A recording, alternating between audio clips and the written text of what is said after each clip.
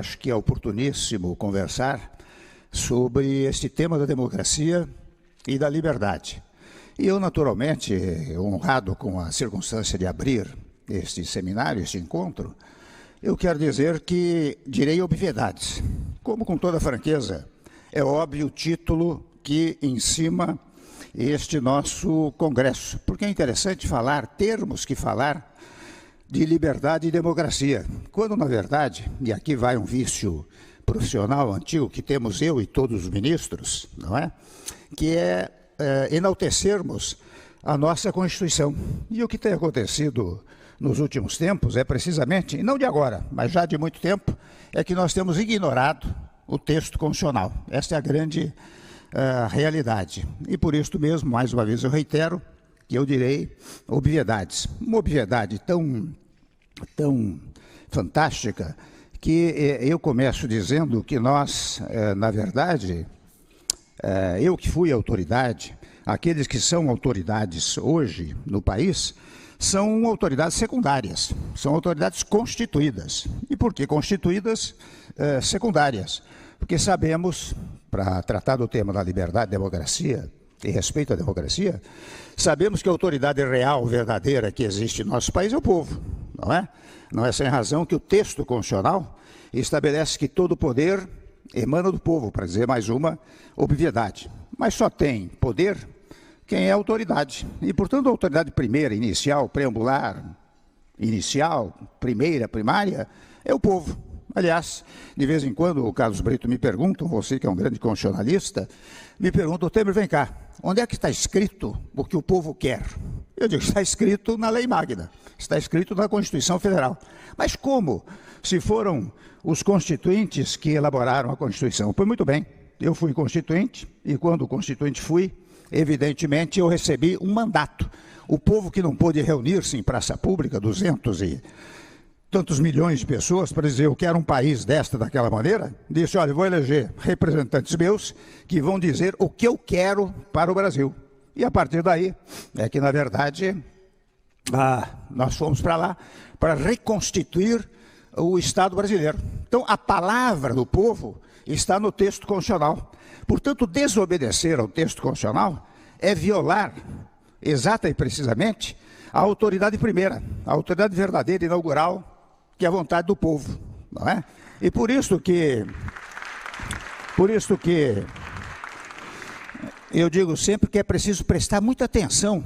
E é interessante, eu digo isso com muita preocupação, que de vez em quando eu falo muito de pacificação do país, mas não porque eu queira pacificá-lo, mas porque sou servo da Constituição Federal. E é a Constituição que determina a ideia da paz, não é verdade?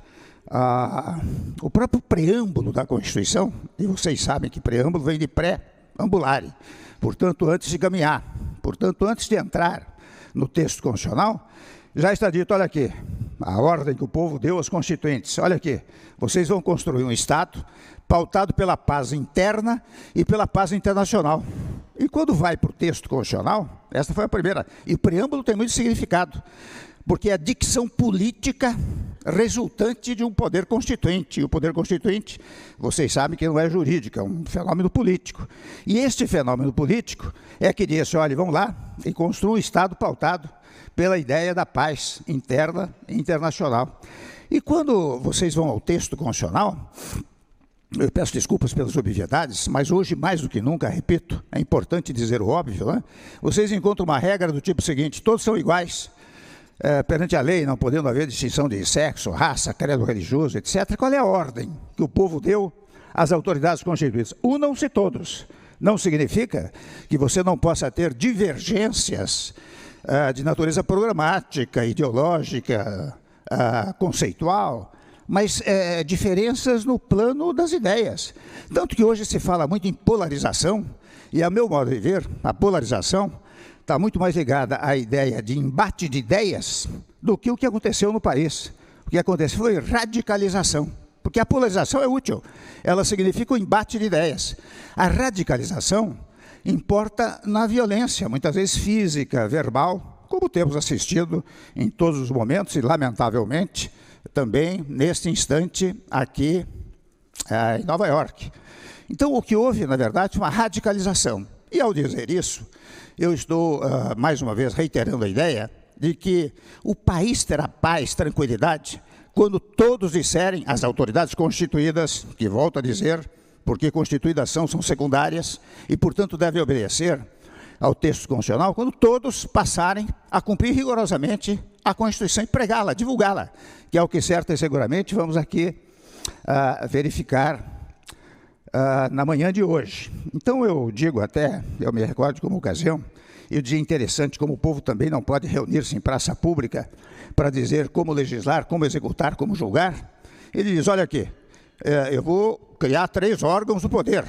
O Carlos Brito tem um belíssimo artigo sobre os conceitos da ideia de poder no texto constitucional, mas vocês vão lá, em meu nome, trabalhem com independência, mas harmoniosamente. Portanto, toda vez que há uma desarmonia entre poderes, o que há uma inconstitucionalidade, porque as autoridades constituídas estão desobedecendo a ordem constitucional. Mesmo no plano internacional, vocês sabem que esse fenômeno da paz é um fenômeno curioso. Primeiro, logo no artigo 1º, vejam como a ênfase da paz, né, permeia todo o texto constitucional. Logo no artigo 1º está dito, olha aqui, o Brasil é um Estado federal, democrático de direito, mas também pautado logo no artigo 1º, pela ideia da paz, da solução pacífica das controvérsias no plano internacional. E mais adiante, um fenômeno interessante, que hoje se fala tanto em artefato nuclear, lá está escrito no texto constitucional, que os artefatos nucleares só podem ser utilizados para fins pacíficos. Portanto, nada de beligerância em relação ao exterior, não é? Então, eu estou dizendo tudo isso porque a ideia da paz, da harmonia, sem embargo da divergência de ideias, de conceitos, de programas, ela é uma determinação do texto constitucional. E aqui eu me recordo muito do professor Seabra Fagundes, que no tempo do autoritarismo dizia interessante no Brasil, ninguém lê a Constituição. Quando muito, lê a lei ordinária. Não dá muita atenção. Quando sai o decreto, já presta mais atenção. Agora, quando é portaria, que na origem é a ordem do porteiro, todo mundo obedece. Quer dizer, a ideia do autoritarismo é esta. É a ideia do confronto com a Constituição e pela vontade, digamos, imperativa, digamos assim, das autoridades constituídas, que não poderiam fazê-lo e fazem. E geram, meus amigos e minhas amigas, uma intranquilidade absoluta no país.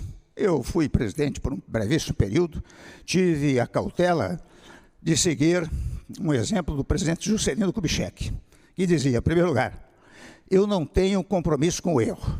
Primeiro ponto. Segundo ponto, eu quero pacificar o país. Vocês se recordam, porque vocês se recordam ou não? Eu vou apenas mencionar, porque são muito jovens, né? Mas quando houve um movimento insurrecional de Jacareacanga e Aragarças, o Juscelino, interessante, ministro Gilmar, logo depois disse, olha aqui, eu vou anistiar todos, porque eu quero a tranquilidade do país. Então, neste momento em que se deu a eleição, eu penso que tanto o presidente atual como o presidente eleito deveriam lançar palavras de harmonia, em obediência ao texto constitucional. Eu não tenho verificado isso. Lamento dizê-lo, eu não quero perder o tempo, lamento dizê-lo, mas tanto de um lado, de quem hoje ocupa o poder, como daquele que foi eleito, eu digo isto para efeitos didáticos, nenhuma crítica especial. Mas para o meu paladar político, o presidente eleito, ao invés de fazer críticas ao presidente atual, com palavras às vezes um pouco agressivas, deveria dizer, olha aqui, compreendo bem a angústia do presidente eleito. Eu devo reconhecer que é razoável a angústia dele, mas eu peço a colaboração, peço a sua colaboração, a colaboração de todos os brasileiros, para que nós possamos tranquilizar o país. Vou chamá-los até para governar comigo, para me auxiliar no governo. Não só a eles, como os governadores de Estado, chefes de poderes, não é? Entidades da sociedade civil. Vamos conversar, vamos reconstruir o Brasil.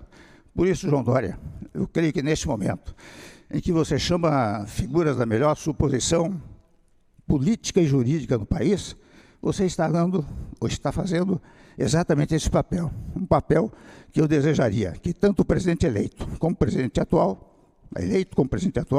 pudessem fazê-lo. Meus cumprimentos a você.